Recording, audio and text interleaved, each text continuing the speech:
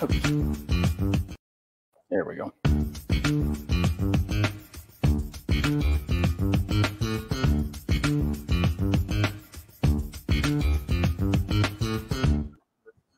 All right.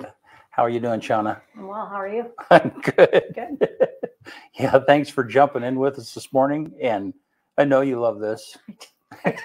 Love this. So how are things going? Good. Yeah. Good. Little different market than the last couple of years, but you know, that's to be expected with the change in the interest rates. So Yeah. So tell me, talk about that a little bit. How has it changed? Well, so the interest rates have gone up. And so obviously that's going to make a difference in what buyers are able to afford because, you know, as the interest rates go up, so do your payments. Right. So it just changes the numbers. If you were able to qualify for $300,000 before, maybe you don't qualify for quite that much. Right. And so they're buying a little less home. Yeah. That's potentially, yes. But but you and I talked about this briefly before. I think how that in the past, you and I remember when the interest rates were a lot higher than what they are right now. Why, yes, we do. Yeah, I think, my first house was at 12%. Right. And I have friends who talk about 18%. Right. So, yeah. And so this is great. Yeah. This is normal. This is actually where we are now. Right. This is normal. Right. What has been the last few years is not normal. Yeah. So, yeah. So, but that's still hard for people that have gotten used to like really low interest rates. Yeah. Right. Of course. Yeah. Just have to readjust. Yeah. All right. Well, you have some papers. I do. I have cheat sheets because I'm going to talk about statistics today. Okay. And I'm not a statistic person. I would rather, if I'm showing you and Tanya houses, I really want to know whether or not, you know, you can see yourself on the patio with your grandchildren making s'mores. Right. Then, you know, I care about the median sales price, but it's an important thing. So, and people want to know. Inquiring minds want to know.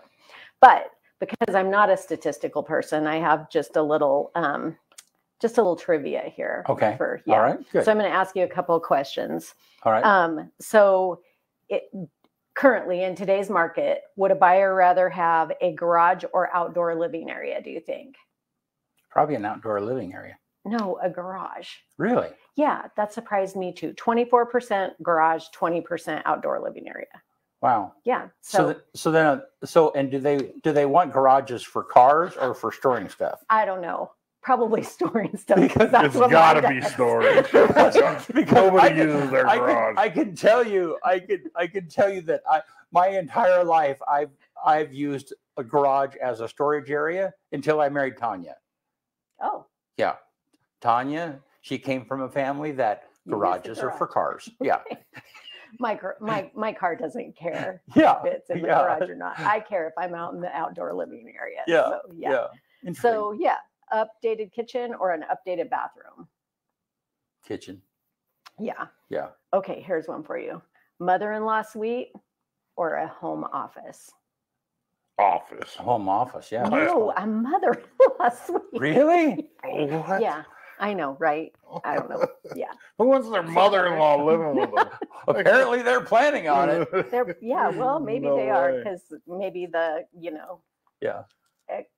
don't want to pay for the housing later. Well, and mother-in-law suites are not always for mother-in-laws. They're just they're like guest location, right? Yeah. Right. Yeah. So so here's the one fun piece of trivia or not trivia, but the one fun stat that I have. Nationally, 1 in 10 people sell their homes due to poltergeist activity in their house. That's true. That's true. That was a study or a 1 in 10. 1 in 10. Yes, and most of those houses are 2-story houses. So just well, I mean, 2-story houses would be a better place for a ghost to hide. Up and down. Right? Yeah, because they're going to be wherever you're not, right? Yeah, well, hopefully, I don't know, hopefully. But in 27 years, I mean, maybe nobody's told me the truth, but in 27 years, I've never had anybody sell their house because of poltergeist activity that they've shared with me. Well, but that might not be a good, I mean, if you're the selling agent, no, it's not. Be like, yeah, let's not tell them. Yeah, they're not going to tell you. No. Yeah. Oh, by the way, we're moving because, you know, yeah. Anyway, there you go. So those are kind of the fun things.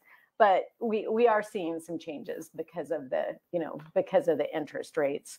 The days on market have gone up 5.5%. Okay. From January of 2022 to December of 2022, they were like 34 and now they're 37. But nationwide, that's gone from 7 days to 14 days. Mm-hmm. And it's likely to keep, climb more at this point in time.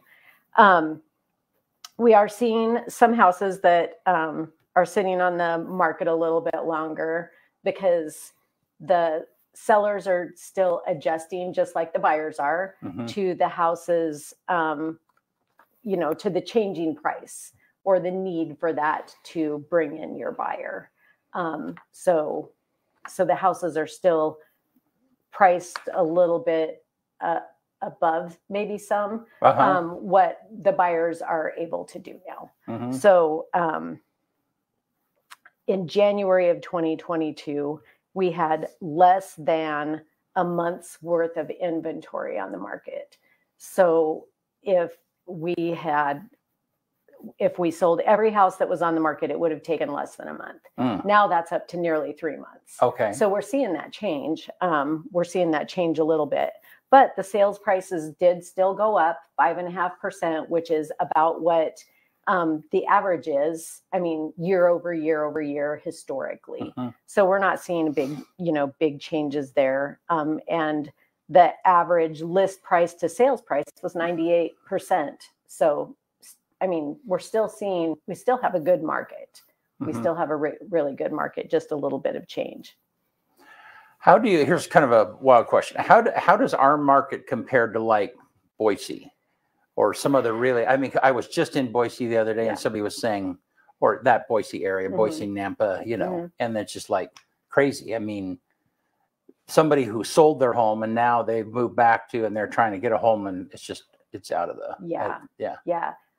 Union County is always, we kind of create our own little ecosystem economically and in the real estate business. So like when we had the big crash in 2008, Boise dropped like a rock and we lost like 13% value here. So we follow them. So it's a little bit of a lag, but we don't follow the highs. Right. We're not as high as they're high, and we're not as low as they're low. Exactly. Okay. Yeah, they do this, and we kind of do this. Got it. Okay. Yeah. So, so our market's not that. I mean, you were hearing things there in the last 2 years where they were having 40 and 50 offers, you know, and we're having 6 or 7 offers. So just a little bit different. Yeah. Yeah. So then do you have a recommendation for people who they're looking and they're beginning a search? Yeah. So I guess what I would tell buyers right now that are looking for houses is that year over year, houses, they appreciate about 5%. Okay. So if you're waiting for the interest rates to go down, they're going to probably go down a little bit in the next year and a half from what they are now. If you're waiting for a crash, probably not going to happen because even though prices had escalated so much, we still have a lack of inventory, and the contractors aren't building fast enough to catch up to that lack of inventory. And so that's going to still be there. So unlikely that we're going to see a crash.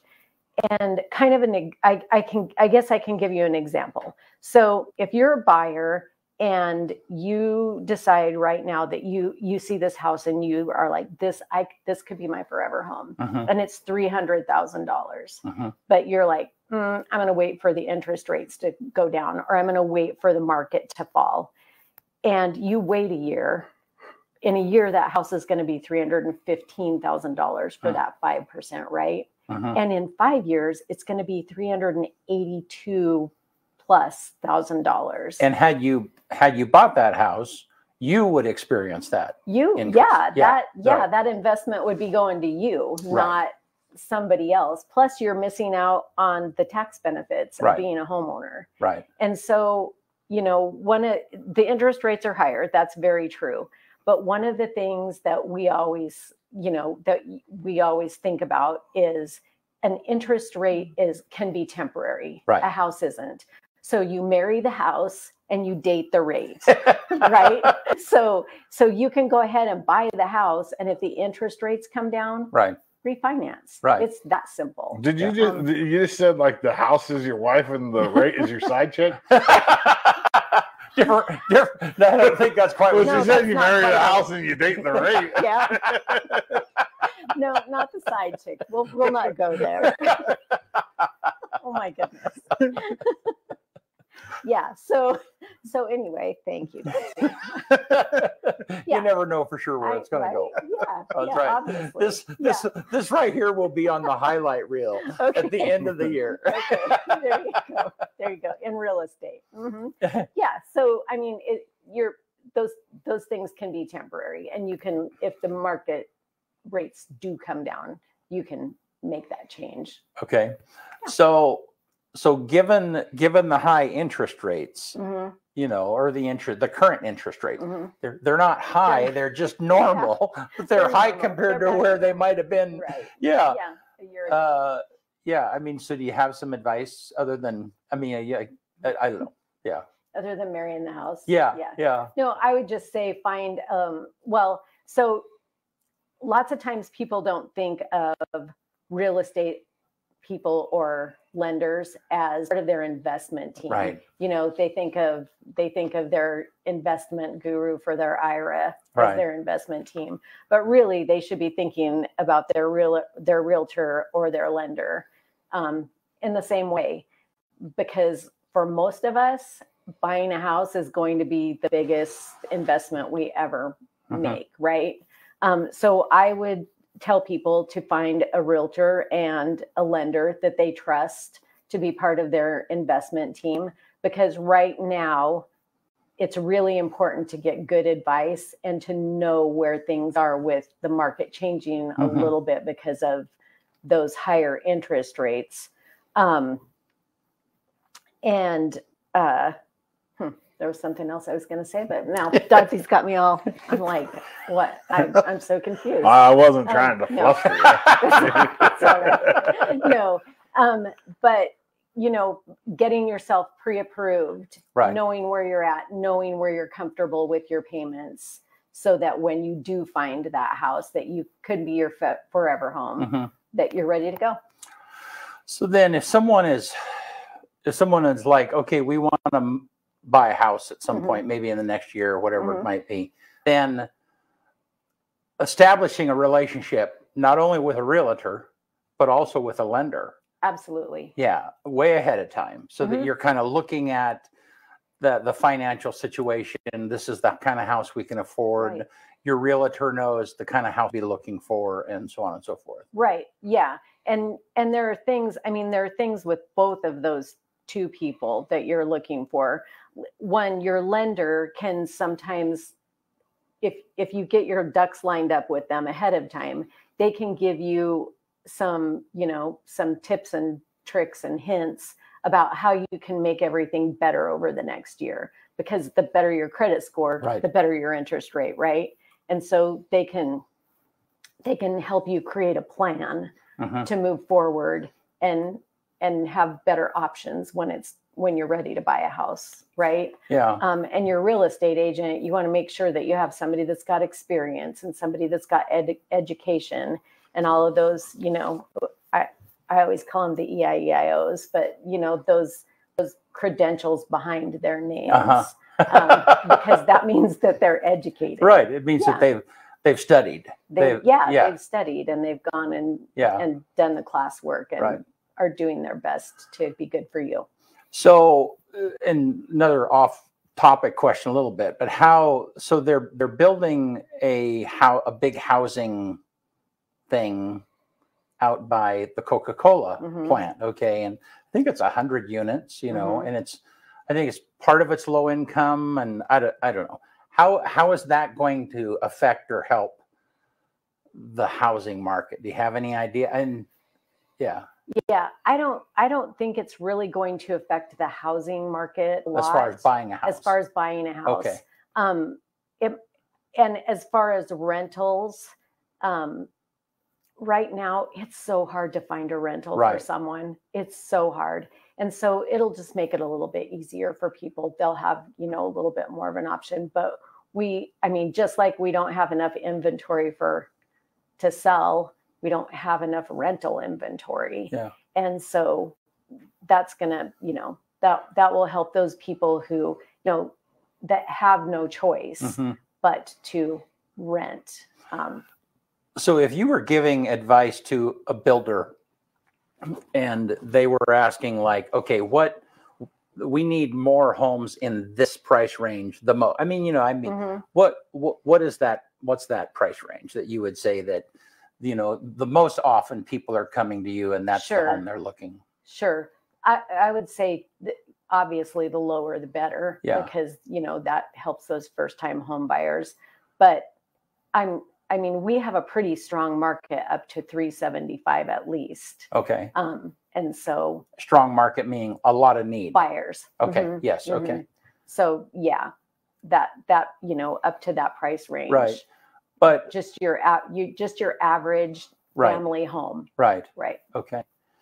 All righty. Yeah. Well, hey, thank you so much. Yeah. And we appreciate the relationship that we have with RE/MAX. Yep. And we're going to be doing some different stuff in the future, you know, and maybe doing some remotes or some recordings outside that we'll be playing here. But all of your agents, and Randy is next. You and Randy are you call the principal brokers? No, I'm the principal broker. Okay. A principal broker. He's just a broker. No, when you call him a proprietor. We own the office. Okay. But yeah, I'm the principal broker. Me and Amanda, we're principal brokers. Okay. And so you and Randy will be here with us next week, or excuse me, next month. And and so and who knows what'll happen. Who knows? Yeah. All righty. Thank you. Yeah. Well, thanks a bunch, and we'll be.